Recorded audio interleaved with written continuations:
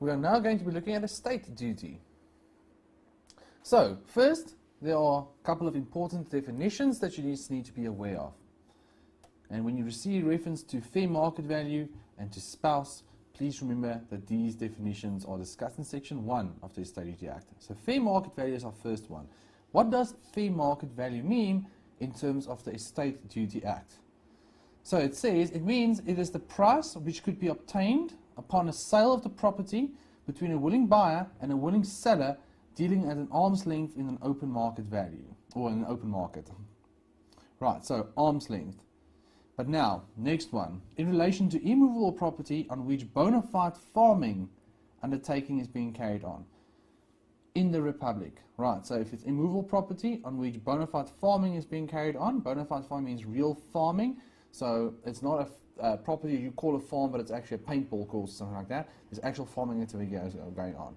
Then, the fair market value is considered to be the amount determined by reducing the price which could be obtained upon a sale of the property between a willing buyer and a willing seller dealing at arm's length in an open market by 30%.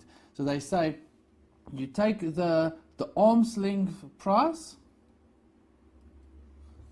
right, so arm's length, which is market value, and you say less 30%.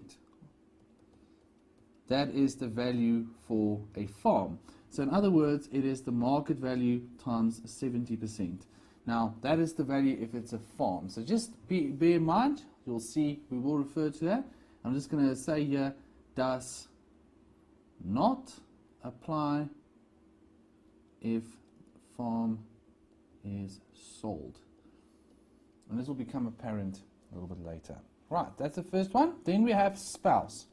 A spouse in relation to any deceased person. Remember, we were looking at estate duty. We were going to look at a person who's passed away, their estate. So they say in relation to a deceased person, it includes a person who at the time of death of such deceased person was the partner of such person in a marriage or customary union recognized in terms of the laws of the Republic.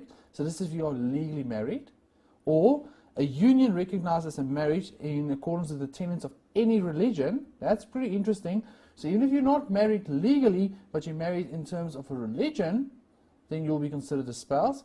So this means, understand also, that if you have more than one wife, or more than one husband, perhaps even, then those will also be considered spouses. So, right. Then, if you are in a same-sex or heterosexual union, which the Commissioner is satisfied is intended to be permanent. Okay, so pay attention there, make sure you see that. That means that even if you're not married legally, and if you're not married in terms of a religion, but you and a partner, because remember they speak of a partner, you and a partner have been in a same-sex or heterosexual union, which the Commissioner is satisfied to be permanent. Now, so the Commissioner will look at it and say, well, you and your partner, so boyfriend and girlfriend, boyfriend and boyfriend, girlfriend and girlfriend, however combination, you and your partner have been staying together for the last 5 years, and you basically get your mail delivered at the same place, and you buy things together. The Commissioner might look at it and say, from my perspective, or from the Commissioner's perspective, obviously, it looks like it is a union which is intended to be permanent. So you treat it as if you are married, and they will look at it. So see, guys, there's no specific rule there, 1 year, 2 years, 3 years, 4 years, anything like that. The Commissioner just needs to be satisfied. Right. And then they say, please note that these marriages in B or C will, unless there's proof to the contrary, it will be deemed to be marriage without community of property. So they're saying, if you are married in terms of a religion, or in one of these unions which is considered to be permanent, you are treated as if you're married out of community of property, unless you can somehow prove otherwise. This is the format for estate duty. Very, very, very simple. We will have property, we'll add to that deemed property. Now, you will see, I recommend from an exam perspective, unless I specifically tell you to show it separately, you do property and deemed property under one heading. It just makes it a little bit quicker for you to answer the question, and it also avoids a situation which very often happens where students then think certain items of property is actually deemed property or the other way around, right? And then you're putting it under the wrong heading. So use one heading. Right, that'll give you total property. We will be able to do some deductions from that. That'll give us the net value of the estate. From that amount, you can get 3.5 million rands as an abatement. Now, abatement basically means the first 3.5 million rand is no estate duty on. So, if your entire estate is worth 2 million rands when you pass away, the abatement of 3.5 will be applied. So, there will just be nil dutiable amount. Right, so that means there's no estate duty. If your estate net value is 4 million rands and they apply it,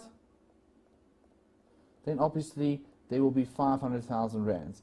And that will be your dutiable amount on which duties are payable. Estate duty is then calculated at 20%, right, or another rate if there's other thresholds in place. And that 20%, so in this case it will be 100,000 rands. There are some rebates which must be taken into account. Not all of them are examinable for you. Foreign rebates will be, and that then gives you the net amount which is payable. So as you are going through the Estate Duty Act, guys, see it in terms of this framework we've given here. And as you're studying it, make sure that you study it property, then deemed property, then deductions. And that you can see where it all fits in.